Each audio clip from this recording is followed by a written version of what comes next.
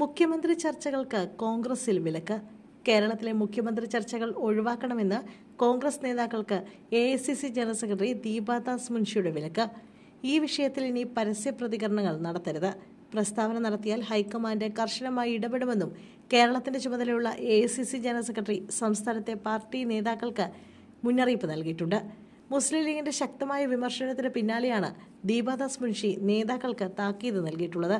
തെരഞ്ഞെടുപ്പ് ഫലം മെയ് 4 വരാനിരിക്കെ അതിനു മുമ്പേ നടത്തുന്ന അവകാശവാദങ്ങൾക്കും വാക്പോരുകൾക്കും യാതൊരു വിലയുമില്ലെന്ന് ലീഗ് നേതാക്കൾ പറഞ്ഞു.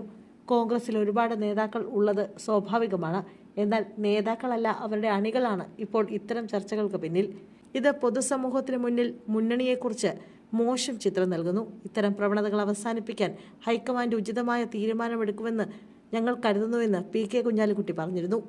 തെരഞ്ഞെടുപ്പ് ഫലം വന്ന ശേഷം ഭൂരിപക്ഷം ലഭിക്കുമ്പോൾ മാത്രം എല്ലാ ഘടകകക്ഷികളും ചേർന്ന് ഗൗരവമായ ചർച്ചകളിലൂടെ തീരുമാനമെടുക്കേണ്ട കാര്യമാണിതെന്നും അവർ കൂട്ടിച്ചേർത്തു. മുന്നണി അധികാരത്തിൽ വന്നാൽ ലീഗ് ഉപമുഖ്യമന്ത്രി സ്ഥാനം ആവശ്യപ്പെടുമെന്ന തരത്തിലുള്ള പ്രചരണങ്ങളെയും നേതാക്കൾ തള്ളി. അത്തരമൊരു അവകാശവാദം തങ്ങൾ ഉന്നയിച്ചിട്ടില്ലെന്നും UDF-നെ അധികാരത്തിലെത്തിച്ച് മതേതര സർക്കാർ രൂപീകരിക്കുക എന്നത് മാത്രമാണ് നിലവിലെ ലക്ഷ്യമെന്നും അവർ വ്യക്തമാക്കി.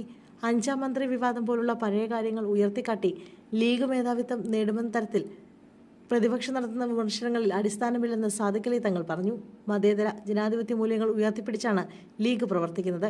ഏതെങ്കിലും ഒരു വിഭാഗത്തിന് മേൽക്കൈ നേടുക എന്നത് പാർട്ടിയുടെ ലക്ഷ്യമല്ലെന്നും ലീഗിനെ ആരും പേടിക്കേണ്ടതില്ലെന്നും അദ്ദേഹം ആവർത്തിച്ചു പറയുകയും ചെയ്തു.